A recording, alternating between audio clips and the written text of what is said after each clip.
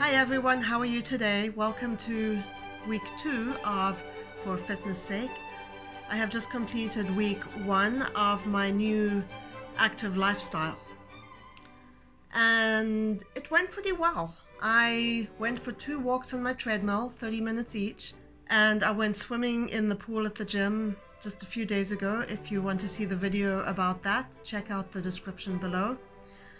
And then on Friday, I had a really exciting time.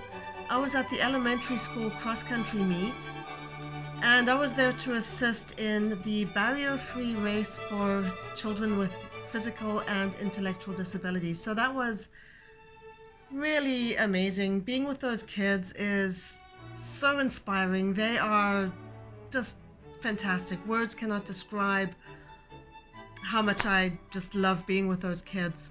Measurements wise, I have not changed. I haven't gained any inches. I haven't lost any inches. I'm exactly where I was a week ago. So the fact that I haven't gained anything, I count that as a win. I take my victories where I can get them. Today has been a bit of a strange day for me. It was the day of the Scotiabank Toronto Waterfront Marathon, Half Marathon and 5K. It is a very big event. They have about 30,000 people participating. I did this half marathon for, I think, 7 years in a row. And it was a fantastic experience every time. I got into doing this particular half marathon because of my son's autism. About 10 years ago, the Geneva Centre for Autism, which is located in downtown Toronto, sent an email to parents asking if anyone wanted to participate in this run to raise funds for autism services. And I had been inactive for some time. A lot of life had happened. I had given birth to both of my kids. I had lost my dad. I had discovered that my older son was autistic. And after the birth of my younger son, I was hit really hard with postpartum depression. And at the time that I got this email, I had let myself go. And I jumped at the opportunity to get active again and to get moving. I figured that if I need a motivation to do this, what better motivation could there be than kids with autism? And that was the race that got me back into running after being out of it for a few years. I will never forget that first half marathon that I did. It was an amazing experience. To be part of something so phenomenal and to do it for such a great cause was something that was truly special. And I did it for quite a few years after that. The last time I did this run was 2 years ago. I didn't do the run last year because I chose to do a different race instead. I went up to Ottawa and I did the Army Run. Another fantastic run. It was really, really good. And this year I didn't do any half marathons because, well, things have just been a little bit rough.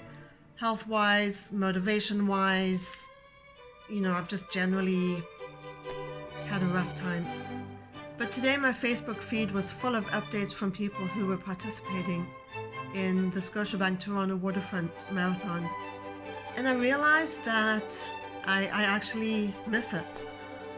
Not just half marathons in general, but that specific one, the Scotiabank Toronto Waterfront races. The energy and the vibe at that starting line is like nothing I've ever experienced anywhere else. To share a starting line with 20,000 other people and to know that thousands of them are running for charity, they're doing this for a good cause.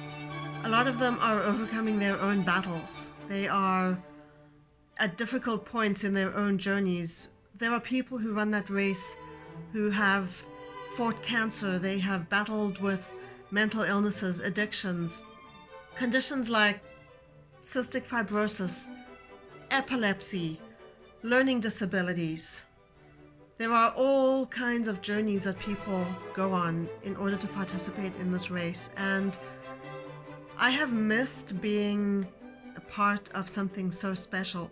Now, getting back into a lifestyle of being active is really difficult for me unless I have a specific goal that I'm aiming towards. There are some people who will get out and run just because they love to get out and run, and I think that is fantastic. But then there are people like me who are goal-oriented. We need to have that goal, that thing that we're aiming for, that event, that milestone that we are targeting as we train.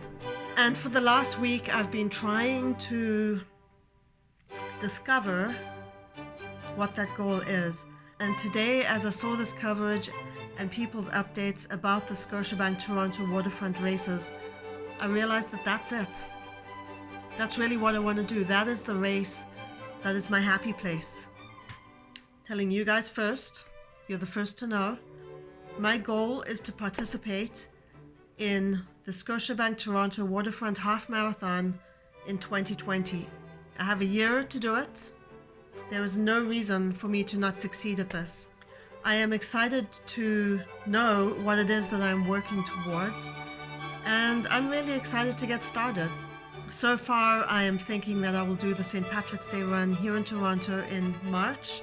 That is a 5K. It's always a fun race to start the season off with. And then in May, I will do the Sporting Life 10K, which is a nice, easy 10K that goes mostly downhill. And from that point, I will build up to do the half marathon. It will be a fundraising run. I'm going to once again be raising funds for autism. Haven't decided yet which organization I'm going to run for. I'll decide that next year when I register for the run and when the list of charities has been posted. So that is it. That is my goal. I feel motivated now that I know what I am aiming for. And now I'm going to start week 2 of being active, and I will check in with you guys about that next week. Thanks for watching. Bye.